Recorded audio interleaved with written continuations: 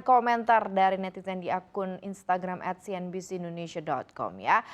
Ada Muse Executives Confidence Building, narasi rupiah akan menguat adalah sinyal psikologis untuk pasar. Ini wajar dari pejabat fiskal, tapi bukan jaminan katanya. Pasar valuta digerakkan faktor global lebih besar daripada pernyataan domestik. Oke. Ada Ratwarti, 11 rupiah lagi melemah itu murni efek geopolitik sama kebijakan Jerome Powell. Korelasinya apa tuh? Dunia kan lagi chaos, makanya investor cari aman ke emas dan dolar. Apalagi kebijakan suku bunga Amerika Serikat masih 50-50, susah ditebak. Oke, Mikael, ini apakah suku bunga akan naik untuk memperkuat nilai tukar rupiah? Nah, itu bisa langsung dijawab tuh nanti Mas Davi ya. Batara_Karang, dolar menguat karena ada elit global yang borong. Jadi mereka spekulasi jika dolar diborong, rupiah anjlok gitu ya. Oke, gimana tuh Mas Davi? Opportunity dan kemungkinan intervensi yang dilakukan adalah melalui suku bunga. Kayaknya kalau suku bunga agak berat ya kalau untuk dinaikin. Karena kan kalau suku bunga naik pasti ngeganggu growth nantinya. Sementara pemerintah saat ini lagi ngejar growth banget nih. Growth ekonomi 8% itu kan masih digas banget. Sementara kalau suku bunga itu kan pasti akan menghambat. Dan belum lagi si tingkat inflasi dan segala macam. Terus si konsensus pasar juga udah lebih condongnya sudah BI pasti nahan suku bunga.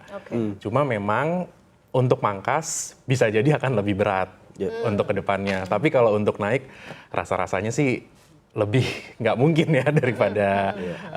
Tapi untuk nurunin itu mungkin BI akan pertimbangannya lebih banyak tuh karena si stabilitas rupiahnya harus dijaga banget. Tapi kalau dipertahankan bukankah nanti juga malah seperti bola liar gitu, maksudnya artinya akan ada lagi pelemahan rupiah, mungkin level 17.000 benar-benar nyata gitu Mas. Tapi kan instrumennya bukan suku bunga doang kan, BI bisa intervensi ke pasar keuangan juga. Terus di situ juga, soalnya kalau kita pakai suku bunga, itu taruhannya kalau menurut saya sih lebih besar ya. Karena nanti efeknya akan kemana-mana nantinya. Nah jadi kayaknya intervensi BI-nya mungkin akan lebih ke pasar dengan gelontorin. Dan juga kalau kita ngelihat juga ada harapan juga dengan kayak dari pasar instrumen keuangan kita yield obligasi naik, terus IHSG, dan itu kan harapannya juga jadi masuk aliran modal asing dan akhirnya bisa nopang rupiah juga. Iya. Aku mau nambahin yang tadi yang soal geopolitik tuh menarik ya. Karena memang sejak awal tahun ya Kamaria kita di Editor's View beberapa kali, terutama faktornya Trump ya. Kita bahas Trump dan faktornya ya. Dan ini kan yang patut ditunggu adalah soal Greenland ya, karena sepertinya Trump ngotot ya untuk Greenland ya. Belum lagi juga situasi di Iran juga itu juga jadi sorotan ya.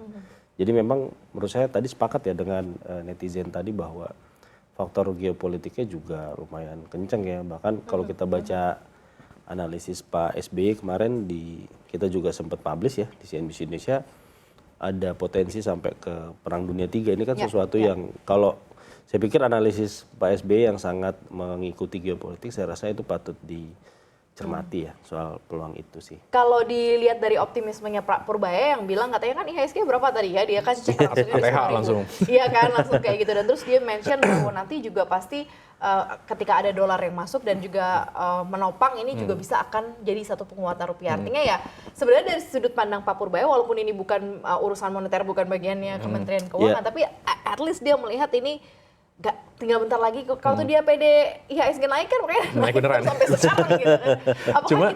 Cuma memang ada catatannya juga nih, IHSG-nya ATH tapi rupiahnya melemah. Karena itu kan biasanya kalau IHSG naik, benar juga Pak Purbaya kan sempat bilang daripada kita repot-repot ngurusin asing keluar asing masuk, benerin aja dulu fundamental di pasar dalamnya. Kalau IHSG-nya bagus, asing juga ngantri untuk masuk. Nah ini memang IHSG-nya bagus nih bisa dibilang. Kita udah nyentuh ATH, cuma PR-nya memang rupiahnya melemah. Karena kalau begitu, ini kan kalau nggak salah YT year to date itu IHSG itu sekitar 4%-an. Tapi dengan rupiah yang melemah YTD mungkin 1%-an, itu kan artinya kalau asing masuk, dia beli saham masuk dolarnya, nah begitu dia lepas lagi dia jual, itu kan dia ada pemangkasan nilai mata uang tuh, ya kan? Nah di situ jadi angka IHSG kenaikannya kalau di mata global nggak segede gitu jadinya, jadi akan lebih bagus lagi kalau IHSG-nya menguat, rupiahnya juga. Iya, Nah itu benar-benar firm tuh jadinya asing untuk masuk nggak ragu-ragu dia. Oke nih kondisi lo Oke gitu banget. ya, moneter lo oke, pasar saham lo oke. Nah sekarang kita balik lagi ke sosok, sosok yang ingin kemudian menjadi pilihan atau yang dinotis berkali-kali gitu untuk menggantikan Pak Jodo Agung gitu ya, yang sudah mundur juga. Ini seperti apa kalau Mas Iqbal ngeliat? Kan 2 pejabat karir di BI ya, satu adalah Wamenkyu gitu yang memang udah sekolah katanya tadi udah belajar ikut rapat Dewan Gubernur dan lain sebagainya. Itu. Mas Iqbal ngeliatnya seperti apa? Itu ya yang pasti kan kalau arahnya kan sepertinya sudah terlihat ya, apa namanya ada dukungan kepada Pak Tommy ya.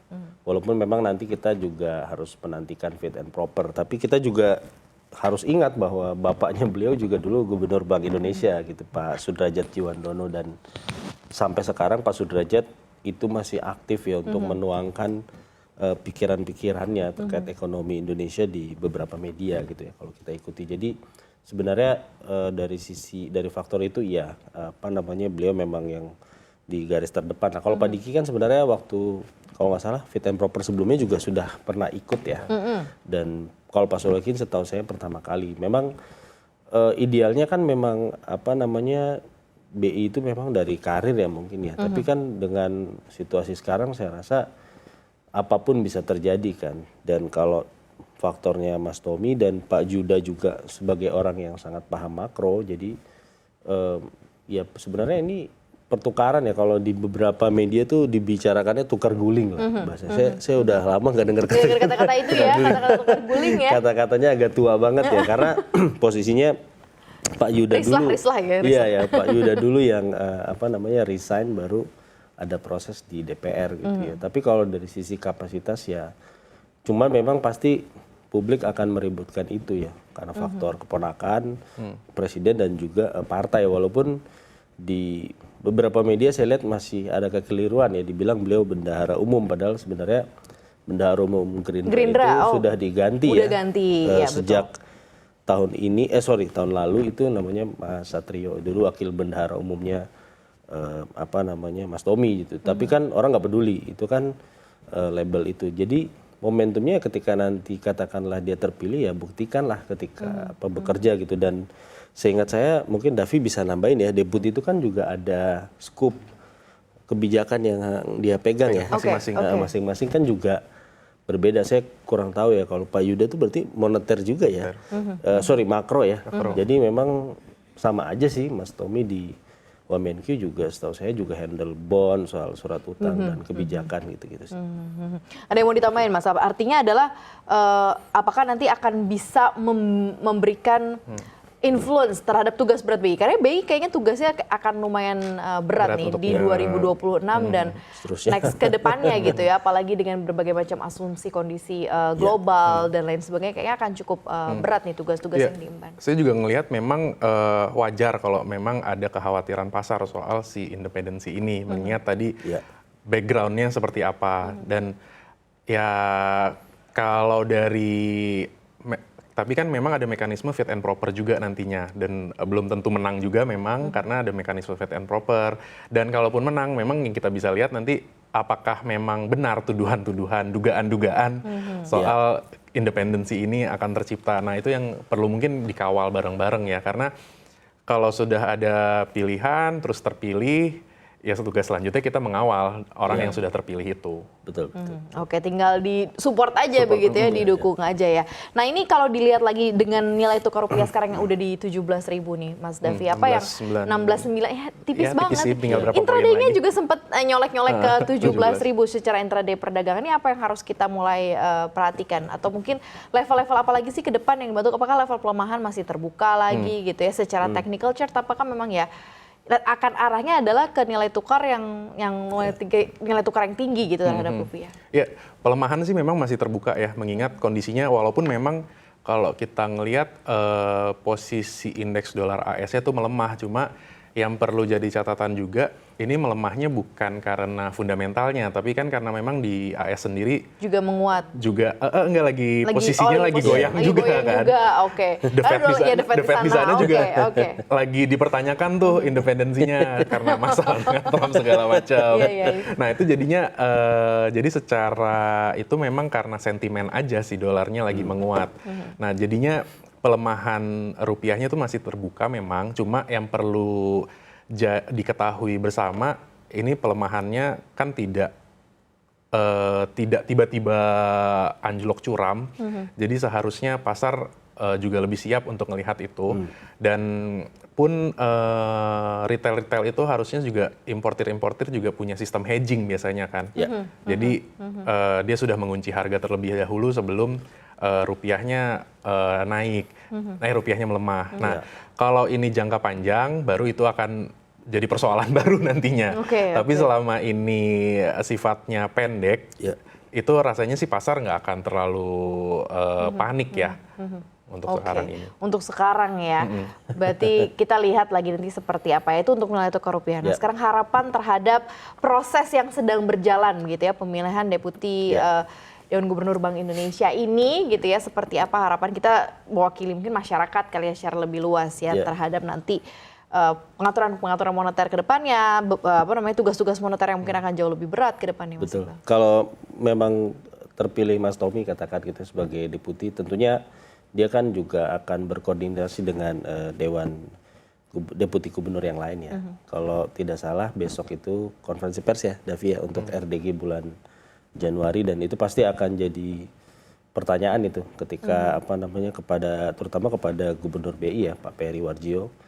Dan saya sih lebih menyoroti memang Mas Tommy kan udah beberapa kali juga ya hadir ya, sekali ya seingat saya itu hadir di RDG, dan itu juga sempat bikin heboh gitu ya. Tapi kalau kita lihat memang sepakat ya ada tuntutan lebih kepada BI ya untuk mendukung pertumbuhan ekonomi ke depan gitu, karena waktu COVID kan juga BI mendukung ya Dev ya, ketika burden sharing dan lain-lain. Apakah ke depan juga BI dukungan bentuk lainnya apa nih kepada pemerintah gitu ya, terutama dalam hari ini dari sisi keuangan, karena program prioritasnya sangat banyak dan presiden kan kayak MBG aja naiknya sangat drastis ya sampai 300-an triliun untuk tahun ini gitu, dan di tengah situasi yang penerimaan pajak juga lagi sulit.